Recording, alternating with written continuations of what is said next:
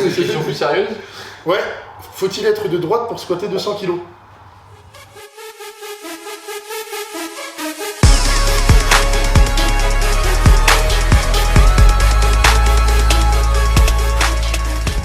Si on se sent mieux à plat pour squatter, est-ce qu'il faut se squatter sans chaussures?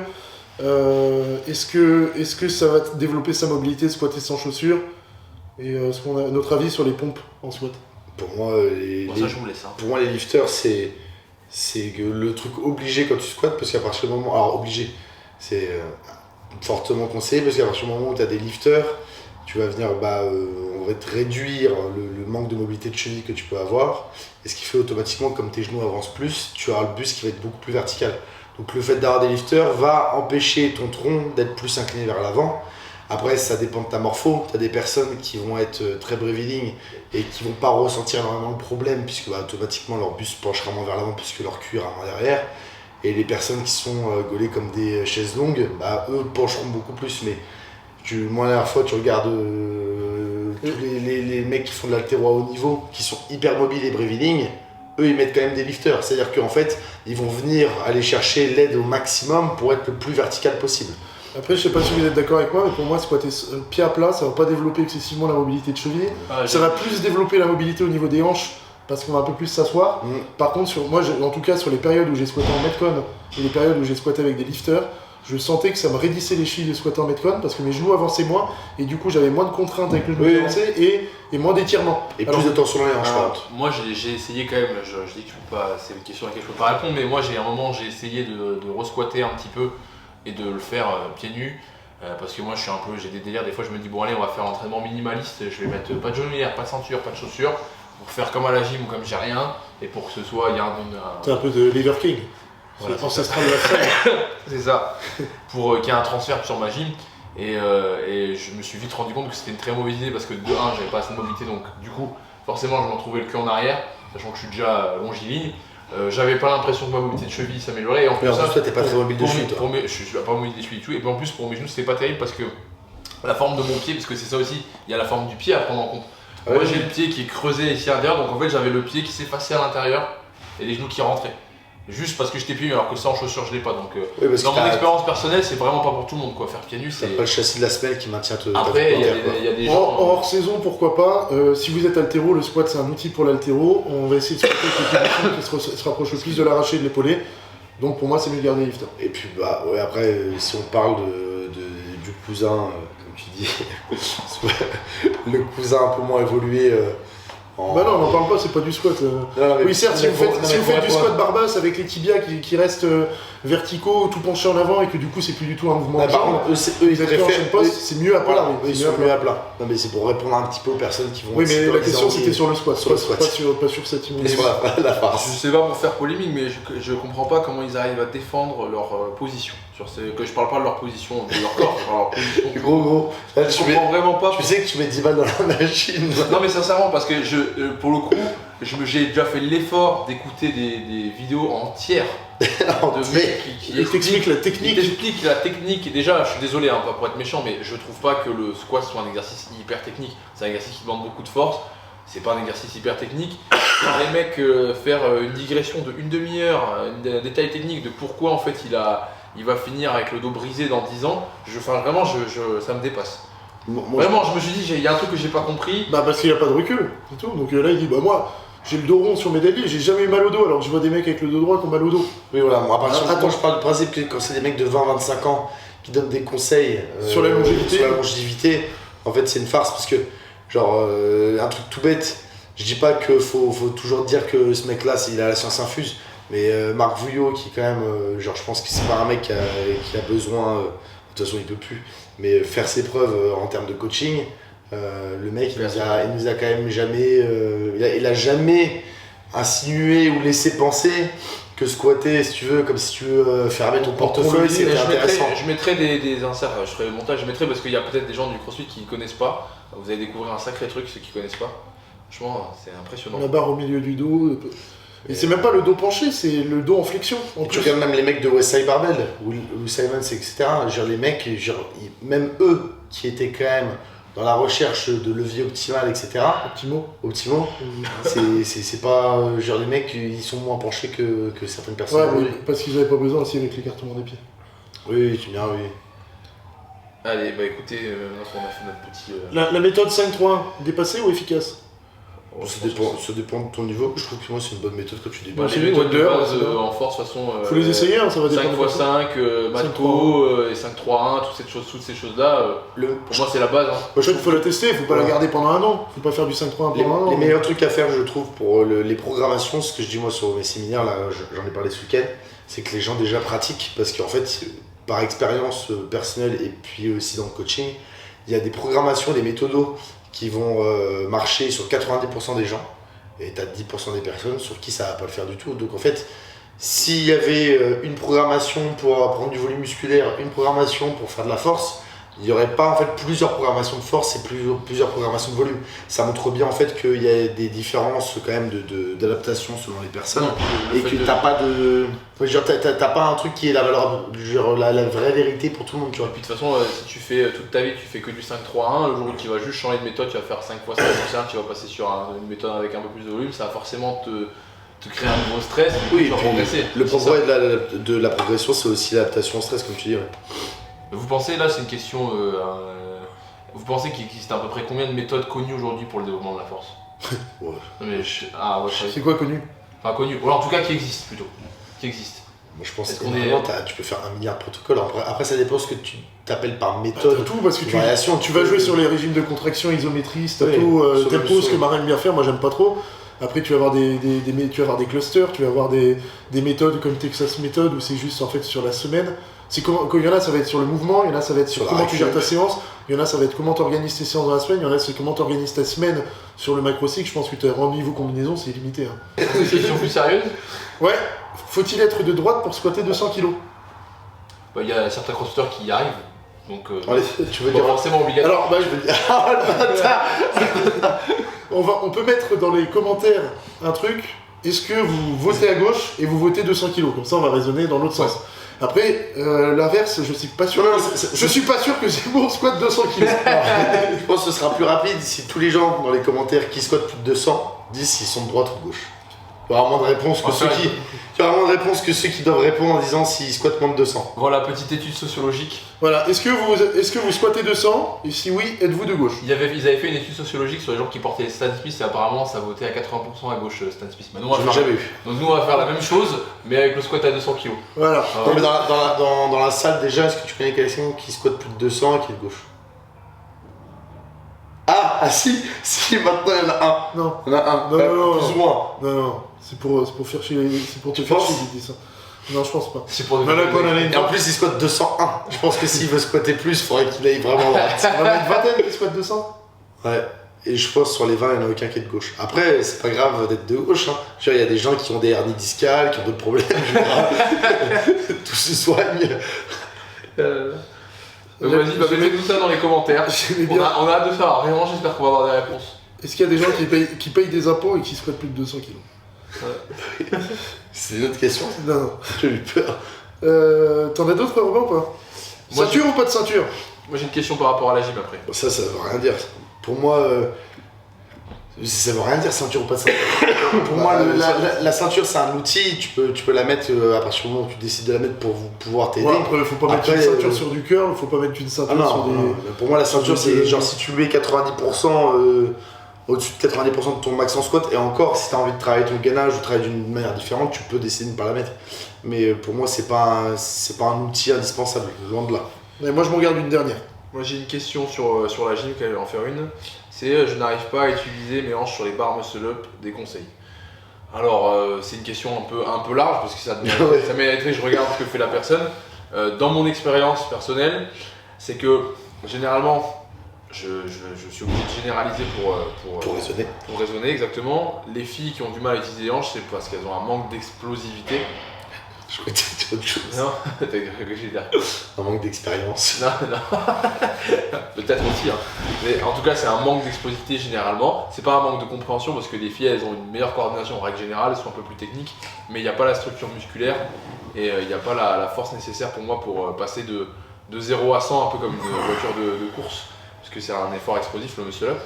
Et chez plutôt les mecs, c'est l'inverse justement, c'est un manque de technicité, un manque de coordination et parfois même trop de force. C'est pas, parce que du coup, en fait, c'est pas vouloir trop utiliser les bras. Exactement, en fait, comme il y a beaucoup de force au niveau des dorsaux et des bras, les bras ils prennent le relais, c'est normal. Il faut un tirage précoce. Parce que je te demande ça parce qu'en haltérophilie, ceux qui n'utilisent pas assez les hanches au moment de l'extension, qui brident l'extension, c'est qu'ils sont trop en haut du corps et trop tôt. Et après, je sais pas quelles sont les semis-techniques pour ça en haltéro, et moi je sais que du coup, quand je fais ça avec un mec, je reprends du début, j'essaie de redécouper le mouvement parce que le problème c'est que quand on fait étape par étape ça va, mais des fois en mettant tout ensemble, on passe en mode survie et là il y a les bras qui compensent. Tu fais quoi par exemple, du hips touring? Par exemple, après moi ce que je vais essayer de faire aussi c'est de parer la personne, en la parant je vais la forcer à pas tirer les bras, etc. Tu vas faire se comprendre voilà, un peu la gestuelle. Donc ouais c'est un peu vaste comme question. Voilà. Est-ce que vous avez des gens qui te disent sans haltéro j'arrive pas à utiliser mes hanches? Oui mais en haltéro ils disent toujours j'ai pas d'extension. Oui, c'est la phrase clé comme. Parce que après il y en a plein qui comprennent pas ce que c'est que l'extension en haltéro, ils donnent très vite l'extension c'est bien. Après il y en a d'autres très souvent. Ceux qui n'utilisent pas les hanches, c'est ceux qui viennent là. Au lieu d'attendre de grandir et après utiliser les bras. Ça, allez, 99% des personnes qui n'utilisent pas les hanches, c'est qu'ils utilisent le haut du corps trop tôt. C'est normal que ça clignote la carte à gauche. Ouais, toujours. Ouais. Ok. Est-ce que faire du renfort, ça peut aider? Du hip thrust par exemple? Est-ce que tu ferais faire du hip thrust à quelqu'un qui te dit si tu sens que c'est un problème des extenseurs de hanches qui sont vraiment faibles? Non, il y a des exercices plus P à la gym. Plus P à la gym où on peut utiliser les hanches où il n'y a pas trop de contraintes de barres, de matos. Des exos aux anneaux, par exemple keep up aux anneaux. Tout ce qui est en gros travail avec les anneaux, on va essayer de faire une extension de hanche en tirant sur les bras et en essayant de réengager par-dessus. C'est surtout pour les rings que c'est intéressant, mais ça marche aussi pour le bar. Plutôt des semi-techniques. Il y en a une qui est pas trop mal, je pense, qu'on peut répondre succinctement et en plus on est bien placé pour y répondre. C'est des conseils pour monter un business avec ses amis sans altérer la relation. Parce que moi, il y a pas mal de gens qui m'ont déjà demandé en gros comment on avait fait, comment ça se passait. Le fait d'être 3 potes et que les gens sont peut-être étonnés que. Aucune émotion. Je pense qu'il y a. Après, il y a. Moi, je pense que c'est la différence qui fait que ça marche. Le fait d'être très différent sur la personnalité. Pour moi, c'est aussi que chacun a un peu son indépendance au sein de la structure. Chacun a un peu sa discipline. Chacun a son petit royaume dans le grand royaume de PowerCamp, et ça aide vachement. Parce que je pense qu'on a voulu tous les. Alors, en tout cas, moi, je parle pour moi, j'ai voulu faire une boîte pour qu'on me laisse tranquille, entre guillemets, quand c'est pas forcément péjoratif d'avoir un patron. Mais en tout cas, moi, je voulais pas avoir beaucoup de comptes à rendre. Je voulais être indépendant et je pense que les gars c'était pareil. Donc en fait, t'as pas envie de rendre des comptes à tes collègues. Et j'avais pas non plus envie d'aller faire chier mes collaborateurs. Donc en fait là, ce qui est bien, c'est que ok, il y a des fois, il y a un peu de tension, il y a forcément un peu de tension à des moments, et encore que franchement. Genre t'as un carton de vaisselle dans la cuisine qui est pas fait. Par exemple. Mais après, quand il y a des tensions, il y a des casiers. Ouais, il y a des gens qui sont là pour recevoir la tension. Non, ça absorbe. Mais voilà, en fait, en gros, aucun de nous trois n'est parfait, de toute façon, personne ne l'est. Mais du coup, on est conscient de ça et on laisse un peu couler pas mal de petites choses parce qu'on sait que les autres nous laissent couler aussi des trucs. Non, mais c'est vrai. Et après, je pense que tu as des profils de personnalité qui vont plus clasher que d'autres aussi. Des personnes, même si elles sont pas semblables, où les profils vont faire que ça clash pas, et t'en as d'autres où ça peut plus bloquer. Je pense que si on avait des profils qui étaient plus similaires, c'est-à-dire que si il y avait par exemple. Si Robin était plus comme toi, en fait, s'il y avait deux marins, s'il y avait deux Robin, ou s'il y avait deux Louis ou deux moi, je pense qu'il y aurait plus de conflits. Je pense vraiment le fait qu'on soit différents tous les trois fait qu'à chaque fois ça arrondit les angles, etc. Et après aussi, je pense que le fait d'être trois, ça aide beaucoup à tempérer tout ce qui est tension ou tout ce qui est problème. Parce que justement, il y a toujours une personne qui va venir tempérer et qui va faire un peu le trait d'union. Il n'y a pas du conflit frontal en fait. Et puis après, pour moi, c'est mon père qui m'avait dit ça quand on a lancé la boîte. Il m'a dit si le business marche, il n'y aura pas de problème entre vous. Mais c'est un peu ça aussi, tu vois. C'est plus difficile de garder des relations saines quand le business va mal parce que forcément on cherche un peu le coupable ou alors en tout cas on est tendu donc forcément on cherche un peu le mystère. Exactement. Voilà, attends, je dégage lui et faire chier tous les adhérents, je vais le foutre dedans. Et part taper le chien.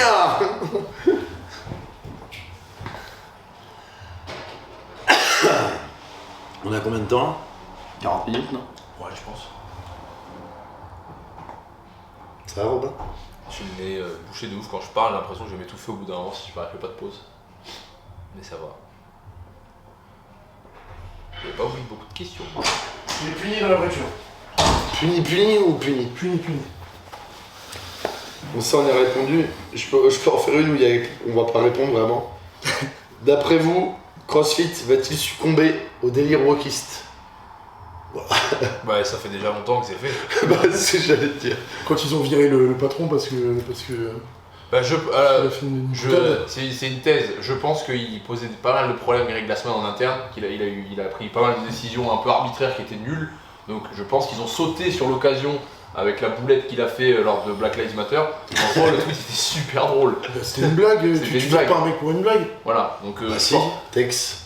Ouais, donc je pense qu'ils ont profité de l'occasion pour le virer parce qu'ils avaient des problèmes avec lui depuis un moment.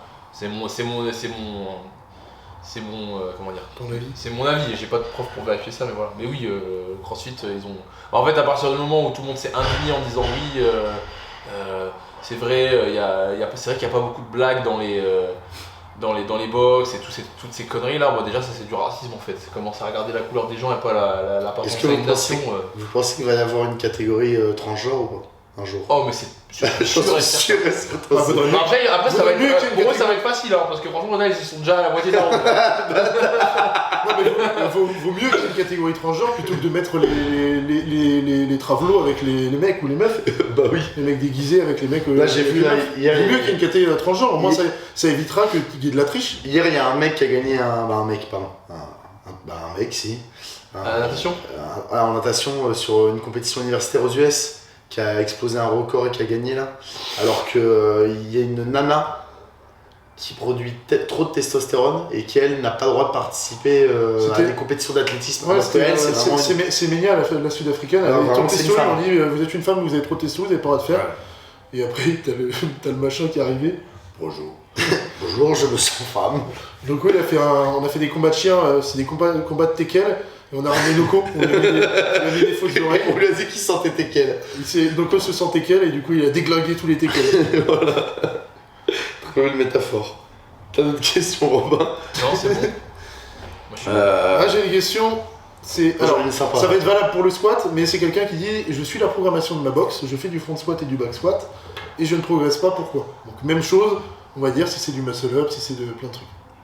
Bah, moi, c'est une question. Pour moi, c'est impossible de répondre directement à cette question parce que ça peut venir soit de la programmation de la boxe, soit ça peut venir déjà d'un problème technique. Moi, ce que je dis souvent, c'est que les personnes peuvent avoir la meilleure programmation possible.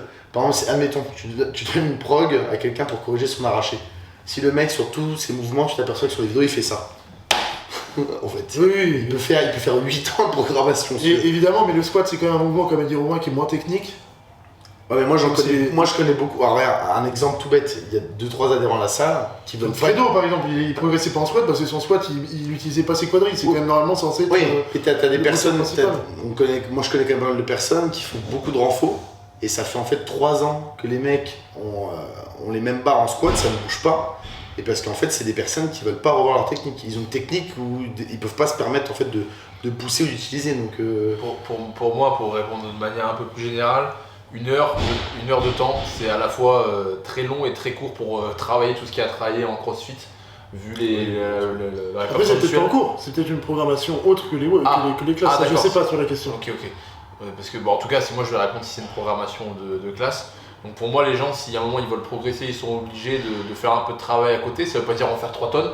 Moi, je pense que si déjà toutes les personnes qui viennent en cours, ils font un petit quart d'heure avant et un petit quart d'heure après chaque séance, sur de la mobilité, sur des petits mouvements un peu techniques, je suis persuadé que déjà ça va les faire progresser énormément. Il n'y a pas besoin de se prendre une programmation viking, je sais pas quoi. Alors j'ai cité viking, j'ai rien contre viking, j'ai cité un exemple qui m'est venu en tête. Oui, t'as dit viking parce que c'est à chaque fois des délires de viking, c'est pas pour. Oui, voilà, programmation. trouve un autre nom. Bref, Harpy. Medusa Programming, j'espère qu'il existe. Plutôt faire des choses simples, sélectionner un mouvement ou deux. Un mouvement par exemple de mobilité et un exercice de crossfit sur lesquels ils sont nuls et le travailler un peu à chaque fois. Je pense que c'est plutôt ça qu'il faut faire plutôt que de se poser 10 milliards de questions. Je vais faire un peu de spray. Après, pour le squat, c'est comme tu dis, il peut y avoir un problème technique, ça c'est sûr. Sur les séminaires, je vois bien, quand je fais faire du squat, la moitié c'est n'importe quoi. Après, c'est un problème de méthodologie. Sur les squats, il y en a plein qui squattent, c'est beaucoup trop lent tout le temps. Beaucoup trop lourd tout le temps. Si on parle en RPE, parce qu'il y en a qui aiment bien le RPE, c'est RPE 9 à chaque entraînement toute l'année. Voire 10. Si tu viens, il y en a qui sont étonnés sur les squats quand ils viennent ici, mais c'est dans la plupart des salles haltéro en disant c'est pas un record ça, alors que le mec vient de faire plus 10. Je dis, en fait, c'est parce que dans la force, il y a une composante d'accélération. Si t'es lent, ça va pas le faire. Oui, t'es pas sur de la force. T'as la méthodo, t'as la programmation, t'as l'ambiance de la boxe aussi. On en a plein des mecs qui étaient ici pendant un moment qui se sont barrés, qui reviennent un an après en disant ça se passe bien l'entraînement. Depuis un an, ça fait que régresser parce que je suis qu'avec des mecs qui font du curl ou qui font des burpees et moi je progressais en muscle up et en squat. Donc tu t'es pas poussé par l'ambiance qui est autour de toi. Et après il y a pour moi la fréquence dans la semaine. Un mec qui fait une fois du front squat, une fois du back squat, si ça marche pas, faut essayer. Là, ça me permet 2 fois back squat, une fois front squat, voire 4 fois du squat dans la semaine pendant des périodes. Là, c'est ce que tu essayes toi en ce moment. Ça veut pas dire que vous serez toujours meilleur avec 4 séances de squat dans la semaine, mais il y a des périodes, il faudra faire des modifs. Si vous imposez toujours le même stress à votre corps, il faut qu'il y ait de la variation. Même si le nombre de séries, de reps, de l'intensité va différer, il faut aussi varier sur la fréquence, il faut aussi varier sur les temps de récup. Et il faut faire des essais. Après, là, je vais redonner un peu reparler pour ceux qui feraient ça, qui feraient que les classes. Pour moi, de toute façon, on en a déjà parlé plein de fois. Pour moi, c'est très compliqué pour une programmation de CrossFit qui va s'adresser pour 150 personnes, voire 250 personnes, d'être cohérente sur une semaine. Ça sera cohérent sur la séance. C'est tout. Oui, surtout qu'en plus, pour moi, une programmation c'est la seule chose qu'elle peut proposer, c'est être cohérente sur une seule séance. Oui, voilà. J'attends quelqu'un qui me prouvera que ça peut être cohérent sur une semaine avec des gens qui viennent pas forcément tous les jours, et qui font pas toutes les séances et qui n'ont pas le même niveau.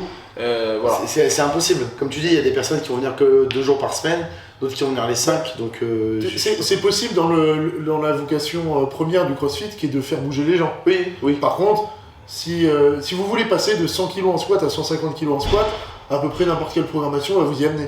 Si vous voulez passer de 150 à 200, ça va être plus compliqué. Si vous voulez passer de 200 à 240 kg, là, il va falloir quand même faire du... De 250 à 300. Et si vous voulez passer à 250 plus, ça va... Ça va en manger. Ouais, et autre truc d'ailleurs, la diète.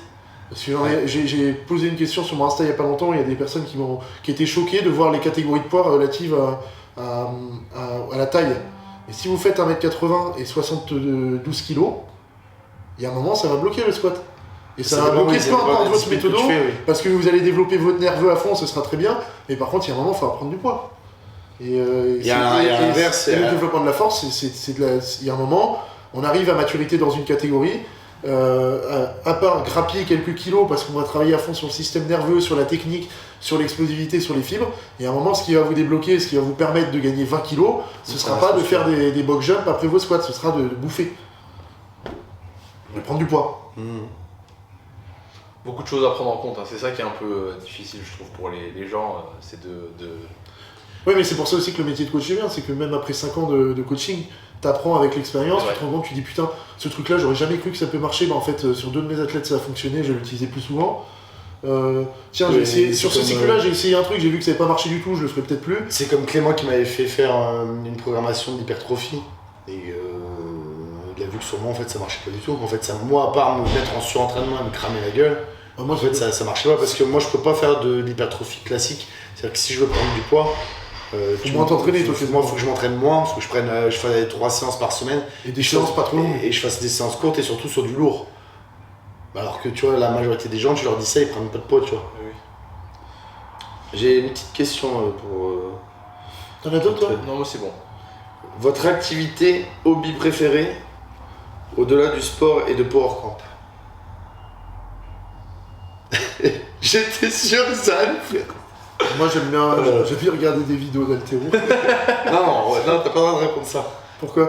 C'est au-delà du sport et de Power Camp. Donc il faut que ça sorte du sport. c'est la question à... c'est un métier passion qu'on fait, donc c'est ça qui est compliqué, c'est que nous ce qu'on aime faire, c'est faire ce qu'on fait là. Tu peux dire le skate, toi. Ouais, non, j'avais pensé dire le skate, mais le skate ça m'anime pas du tout autant que... Il y a écrit activité ou hobby. Il n'y a pas écrit passion. Je promène mon chien. Alors Ouais. Non, moi j'ai pas envie d'aller pour un truc banal comme aller boire un verre avec mes amis ou aller au restaurant. C'est pas une passion, ça c'est l'activité. Parce qu'en plus ça, vous avez pas de passion. Non mais surtout quand les gens disent ça, oui j'aime bien les voyages, aller au restaurant. Non mais y a pas un truc que t'aimes bien comme tout le monde quoi. Moi aussi, j'aime bien les Si, voyages. j'aime bien le skate, j'aime bien les mangas, j'aime bien. Ah, ça leur fait mal quand je leur dis ça, qu'ils ont un avis à eux parce que. Princesse caca, mon nom. Et pourtant, je vote à droite. C'est ça qui est terrible quand même. C'est terrible. J'aime bien toutes les activités en extérieur en fait. Surf, skate. Toi, Moi, je réponds YouTube. J'aime bien YouTube, c'est vrai. Je passe beaucoup de temps sur. Ah oui, YouTube et sur tous les sujets j'adore techniques. poncer un sujet, genre je sais pas, les montres. Non, mais après, j'aime oui. bien plein de trucs. Je suis pas sûr- J'aime bien l'histoire, j'aime bien la géopolitique, j'aime bien les. comment ils Oui, s'appellent si ça, je peux te dire Un peu ça. Un particulier, vrai quoi. loisir que j'ai, c'est la lecture. Comment ils s'appellent les deux mecs que t'avais trouvé tes côtés sur YouTube? Arthur Sénico. Ouais, comme quoi il n'y a pas que du bon sur YouTube. Mais pareil, la lecture, Allez il faut voir, avoir On beaucoup. vous mettra un insert. La lecture, c'est pareil, je lis beaucoup de livres qui sont quand même liés à la pratique sportive. Il n'y a pas que ça. Je veux dire des bouquins de philosophie ou ce genre de choses, mais il y a quand même beaucoup de bouquins qui. Il y a au moins un bouquin sur deux, c'est lié à l'entraînement. Moi, pour répondre à la question, de mon côté, le tir, j'en fais plus trop. Mais j'aimais bien. Je pense que je le referai peut-être l'année prochaine, je guitare. reprendrai ma licence. De la guitare, j'essaye. Bah, tu vas y aller juste après le podcast déjà. Ouais. Et après, sinon, je passe beaucoup de temps dans les garages. Ouais, toi, c'est pas bien. J'aime bien la mécanique. Je pense que de nous trois, t'es celui qui a le plus de hobby entre guillemets en dehors de la salle. En tout cas, qu'il ait fait de manière régulière. Surtout. Les garages, avant, à une certaine époque, c'était contre ma volonté. C'était pour les problèmes. J'aime bien aller dans les garages de voitures américaines. Et puis après, la guitare, j'apprends quoi. Alors pour le coup, j'écoute beaucoup de musique. Mais la question que t'as posée, ça pourrait paraître entre guillemets malsain. Parce que les gens ils vont dire oui, si vous avez que le travail. Ouais, le problème, on a répondu à ça au début. C'est que pour nous, ça s'en est pas totalement Voilà. un. Moi je ressens pas, je n'ai pas l'impression de me rapprocher du burn-out. Non, pas trop. Voilà, c'est surtout ça. Je sais pas s'il y en a d'autres, après il y en a Nick. Une dernière, plutôt pour vous deux. Quand allez-vous proposer des formations pour les coachs? Faut que je m'y mette. Mais là, pour parler de la formation de Louis, Ouais, la première partie est sortie il y a un moment, la deuxième partie sort mi-avril. Et après, notre boulot, ça va être d'essayer de contacter des organismes aussi Calliope ou autres pour les rendre finançables. Parce qu'on aimerait bien faire un level 2 en présentiel, où on a du coaching en petits groupes pour former les coachs. Et essayer aussi voilà, c'est ça, rendre finançable la formation et la valoriser un petit peu. Après, sur le CV, dans tous les cas, c'est pas comme le BPGEPS ou STAPS qui vous donne le droit de coacher. Mais ça va être comme le level 1, en fait le level 1 ça vous donne le droit de coacher le CrossFit, mais si vous allez dans une salle classique, votre level 1 apparaît une ligne de plus sur votre CV, oui. et le fait d'attester que vous avez participé au level 1, c'est pas grand chose. Nous ce sera à peu près pareil, on aura le répertoire de tous ceux qui ont fait la formation pour attester auprès des recruteurs ou autres, mais ce sera une ligne sur le CV pour dire je me suis formé en haltérophilie grâce à telle formation. Moi, Et la formation fait, je pense au total ce sera aux alentours des 250-300 pages en contenu Word, plus tout le contenu vidéo. Moi, ça fait pas partie de mes priorités de cette année. Moi, j'ai les programmations que j'ai déjà sur le site. Je suis en train de faire une refonte totale, pas que le visuel, hein, aussi les Excel, parce que là, les Excel, les tableurs, parce que ça va faire un an et demi que je les ai toutes produites. Et du coup, forcément, maintenant, j'ai eu des retours clients, j'ai eu des retours même moi, j'ai continué à me former, donc je refais tout ça au propre pour proposer quelque chose d'encore mieux que ce que je proposais avant. Je vais encore en sortir une ou deux qui sont pas d'ailleurs forcément liées à la gym. Et après, pour moi, l'objectif cette année, c'est le YouTube. C'est pas une format. Je sais, j'ai vu le temps que Louis a, parce que je vous le dis, ceux qui hésitent à prendre cette formation, j'ai vu, ils ont passé des centaines d'heures sur cette formation. Elle est vraiment dense, elle est vraiment complète. Je pense que c'est la formation. Oui. Je dis pas ça parce que t'es mon associé, mais je pense vraiment que c'est une des formations d'haltérophilie les plus complètes qui existent en France, en francophone. Et c'est énormément de travail. On a vu ce complète au monde on a vu ce que la fédération et je sais que c'est un travail monstrueux. Au monde en France. La seule que je connais au monde, elles sont moins longues en tout cas. Et je sais que c'est un travail monstrueux et j'ai pas envie de faire un travail de... Surtout quand passer derrière ça, parce que si je le ferai certainement avec The Power Institute, donc je veux que ce soit au moins du même calibre, ou alors pas trop en dessous de ce qu'a fait Louis. Tu as déjà une partie, je pense, de ce que tu peux proposer sous un axe de formation aussi via des séminaires. Oui. Parce que moi, je sais que dans mes séminaires, là je parle de celui que j'ai effectué, alors sur les séminaires, moi je fais soit des séminaires, donc on va dire une journée, donc des one shot, ou soit des power week Les Power Week, c'est un peu des camps d'entraînement. Ça, pareil, il y a une question que j'avais vue qui était sympa, mais je vais en reparler juste après. Mais sur la dernière ? Ouais, je pense, ouais. Mais sur les camps d'entraînement, en gros, automatiquement, comme c'est 2 jours, il y a beaucoup plus de contenu qui est sur comment coacher, comment programmer, comment cycler les méthodes de force, etc. Donc là, c'est on va dire du contenu qui s'offre plus à des publics de type coach. Donc moi, il y a déjà une certaine forme de formation là-dessus, mais pas encore sur le plan écrit, comme Louis. Et après, pour parler juste des programmations, il y en a une que je vais sortir et je pense que ça va être une des dernières, puisque moi j'ai déjà épuisé pas mal de sujets. Mais ça va être une pour les crossfitters. En gros, l'objectif c'est de proposer une programmation qui prend 20-30 minutes et que en fait, vous allez pouvoir faire en fait en fin de WOD. Parce que moi j'ai remarqué, et je pense que vous à la fin de vos classes, voilà, que les gens en fait... C'est un peu exactement ce qu'on a dit tout à l'heure, c'est à la fin, plutôt que de perdre votre temps, faites ça. En gros, c'est de différencier les programmations qui vont vous prendre 1 heure, 1 heure et demie, 2 heures. Et là, d'avoir une programmation déjà donc cyclée. Donc tous les mois, vous avez un double objectif. Donc par exemple, je sais pas, le premier mois, ça sera... Voilà, ou alors ce sera même grip et plio sur le bas du corps. Et en gros, chaque fin de séance, vous avez donc une demi-heure à consacrer à ça. Et ce que je vois souvent, c'est que les crossfitters qui viennent, qui font les classes, ils ont souvent facilement, alors sauf ceux qui viennent le midi, mais 20-30 minutes derrière où ils parlent à épuiser. Et le meilleur exemple, ou avant, et le meilleur exemple que je trouve, c'est les personnes qui font des double under. En gros, il y a peu de gens pour moi qui ont appris à faire des double under en classe. Les gens, ils consacrent du temps pour l'apprendre. Et donc je pense que pour l'ensemble des autres qualités physiques ou autres mouvements, il faut consacrer rien que 20-30 minutes en fin de séance. Ça peut déjà faire une grosse différence, surtout si c'est fait de manière régulière. Donc ça, c'est la prochaine prog que je sortirai. Et comme tu dis, c'est intéressant de cycler. Tu fais pas tout en même temps. Non. Et ça s'appellera Incassable. Parce que j'aime bien le film avec... Et pour revenir une dernière fois sur tout ce qui est formation, programmation, je pense que tout le monde a pu le constater que depuis 2 ans, 3 ans, c'est la folie, il y a des programmations qui sortent dans tous les sens. Et malheureusement, il n'y a pas que du bien. Et je pense que c'est un objectif qu'on a tous les 3. C'est vraiment de sortir du lot aussi là-dessus et de proposer des programmations qui font vraiment la différence, qui sont travaillées du début à la fin et que les gens en aient pour leur argent. Parce que forcément, quand on fait des programmations, on fait de la veille. Moi, j'ai acheté un paquet de programmations de gymnastique, j'ai regardé un paquet de programmations, même pas que de gym. Franchement, il y a de tout. Il y a des trucs, franchement, je trouve qu'il y a des gens qui ont vraiment pas. Il y a des gens qui te font un truc pour 35 €, c'est incroyable, ça vaut le double. Et puis à l'inverse, il y en a, tu payes 25 €, 40 € et t'as un feuillet avec 16 entraînements, aucune explication, enfin c'est terrible quoi. Après, je pense que la confiance des gens, elle va être de plus en plus dure à avoir sur ces choses-là. Et c'est pour ça qu'il faut qu'on prenne notre temps de sortir des choses vraiment qualitatives. Je pense qu'il fait aussi la différence avec par exemple les programmations qu'on propose depuis plusieurs années maintenant et qui fait aussi qu'on a des bons retours et qu'elles marchent correctement. C'est qu'à la différence de pas mal de personnes qui programment, nous on programme des choses dans lesquelles on est spécialiste.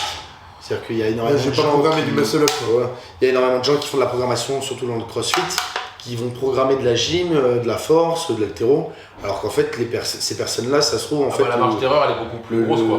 Oui, c'est comme dit Louis, en fait, nous déjà par exemple, pour vous donner c'était juste un exemple sur notre fonctionnement ici, jamais vous verrez un cours spé donné par l'un de nous, autre que celui qui est spécialiste.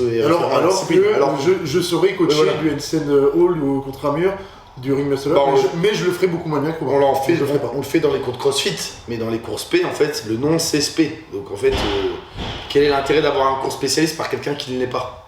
Donc je pense que la différence avec le fonctionnement de la salle et les programmations, c'est aussi ça notre force, c'est qu'on reste dans notre domaine de prédilection. En fait. D'ailleurs, on peut en profiter. S'il y a des demandes de programmation particulières, je sais pas, vous avez envie d'une programmation, par exemple, je donne un exemple pour le grip. Il y a déjà une. Non mais si vous avez des idées de programmation qu'on ne propose pas encore sur le site, vous pensez qu'on est à même de proposer, c'est-à-dire si vous me demandez une programmation pour apprendre à jongler, ça va être un peu de la merde. Mais voilà, des trucs qu'on peut... Par contre, je précise quand même, la prog que je vais faire, c'est pas une prog de crossfit. c'est une prog de renfort Pour le crossfit. pour des gens qui pratiquent le pour moi, crossfit, c'est-à-dire c'est pour moi, vraiment c'est- du renforcement, on reste sur du renforcement musculaire. Pour moi, c'est du crossfit dans le sens où en fait, ça va être du functional bodybuilding. Tu vas Oui, voilà, je Là, veux dire, ça reste du dans la dynamique de renforcement musculaire. Il y aura pas de 21-15-9 dans ton truc. Mais, Non, mais par contre, il n'y aura pas non plus, par exemple, tu as de mouvements haltéro ou de mouvements de gym. Ça va être vraiment du renforcement musculaire pour en fait une fin de séance, quoi. Bah écoute, c'est marrant en plus parce que la programmation que va proposer Marin, ça va être une programmation en gros de renforcement, de functional bodybuilding et accessoires. Et moi, je vais sortir une programmation qui s'appellera Functional Flexibility. C'est pareil, ce sera des séances qui durent un quart d'heure, 20 minutes pour travailler votre mobilité en fin de séance avec des exos qui vous permettent non seulement d'améliorer votre mobilité, mais de faire du renfort aussi. Donc ça se complétera très très bien. On pourra même peut-être faire un pack avec ça. Dernière question, je sais pas si, sauf si vous voulez en faire une dernière, mais j'avais trouvé ça sympa comme question. Quelqu'un qui demandait, et je trouvais que l'idée était pas mal, mais après ça à nous d'en parler en off. Est-ce qu'on a prévu ou est-ce qu'on souhaiterait faire une sorte de camp d'entraînement, mais en gros pluridiscipline, c'est-à-dire en fait où il y a les 3 disciplines et les personnes viennent passer une semaine soit à la salle, soit on loue par exemple une grosse villa avec un très gros home gym dedans, et pourquoi pas aussi le faire sous forme de vlog, c'est-à-dire on filme toute la semaine une partie. Et je trouvais que l'idée sur le thème était assez cool. On pourrait, mais en soi, un mec qui vient et qui prend une semaine d'abonnement dans la salle et dans sa semaine qui se fait à la carte des cours de gym, des cours de force, des cours d'haltéro, des cours de crossfit, il a son cours d'entraînement. Il peut retrouver ça, mais après je pense que là, dans cette question-là, C'est c'était le aussi inclusif que Marin. l'eau inclusive, et surtout aussi le fait d'avoir, tu sais, moi je l'ai vu la semaine Power Week, les gens qui viennent, déjà au début ne se connaissent pas, et après tu as tout le côté un peu social, interaction que les gens apprécient, c'est-à-dire tu arrives à un endroit, tu rencontres des gens de différents milieux, et automatiquement tu fais plus de liens et tu as plus de délire et d'activité que quelqu'un qui vient tout seul ici. Par exemple le soir il va peut-être bouffer tout seul, alors que là si tu fais un truc on va dire all inclusive, t'as une bouffe comme tu as fait quand t'es parti en Géorgie, un petit peu dans cet esprit, quoi. Vous avez fait de la motoneige, le matin vous entraînez tous ensemble, après vous avez le resto, la soirée. Est-ce que ça c'est un truc qui vous Pour branche? moi, c'est quelque chose qui pourrait me brancher, mais encore une fois, pas spécialement cette année, parce que cette année on est carton plein, on a plein de trucs chacun, Oui, tous les 3 déjà individuellement, et puis à 3, voilà. Pour moi l'année elle est déjà presque finie, en fait ça passe hyper vite. Non, mais surtout parce que là l'été ça va être un peu... Ouais, jusqu'à fin août tout est prévu. Mais ouais, il y a beaucoup de choses. Justement, on a fait exprès de se laisser des semaines et des mois où il n'y a rien de prévu, parce qu'on sait qu'on va avoir des choses qui vont arriver, quoi. On est bon? On est bon. Ouais, je sais pas si vous voulez annoncer d'autres sujets de vidéo Ce que vous pouvez faire déjà, c'est nous poser des questions en dessous de la vidéo. On fera peut-être la semaine prochaine ou dans 2 semaines, on refera un question-réponse comme ça. Voilà, n'hésitez pas, et puis s'il vous plaît, n'hésitez pas à commenter la vidéo, à la liker, parce qu'en termes de référencement, ça nous aide beaucoup. Pouce bleu. Pouce bleu. Mais la cloche, c'est vraiment ça qui va nous pousser à faire des vidéos, c'est de voir que mettez des commentaires, vous même réagissez. First ou n'importe quoi, ça fait monter. Et de toute façon, vous devez nous dire aussi si vous faites 200 kilos et si vous votez pour Mélenchon ou si vous votez pour Le Z. Ah oui, du coup, tout le monde, tous ceux qui regardent la vidéo jusque-là, jusqu'à la fin, donc si on a un super taux de rétention, vous mettez votre max en squat et vous mettrez le candidat pour lequel vous mettez où vous vous situez sur la courbe. L'échiquier politique. Et ceux qui votent pour Pécresse, vous pouvez vous désabonner. La Pécresse c'est à droite? Non, c'est le teubé. Et moi j'ai à droite, tout en plus j'étais à droite par rapport à nous. J'ai fait le test de l'application. Ouais. Là pour l'instant j'ai répondu à 190 questions. J'ai 100% avec Jean Lassalle. Il n'a pas écrit Kim Jong-un. Jean Lassalle en premier. Allez. Moi je vais faire une vidéo prochainement, faut que je trouve le courage de faire ça. Sur Zemmour? Non, je vais faire une journée sur la diète de Thorbjörnson. Tu essaies de bouffer comme Thorbjörnson? Bouffer 10 000 calories. Mais là en ce moment j'ai pas trop d'appétit, donc j'ai pas le courage. Mais on filmera ça, je serai derrière la caméra. Tu viendras le matin? Ouais. Donc du coup très tôt à 10h quand je me lève. Allez. Salut tout le monde. Salut tout le monde, salut.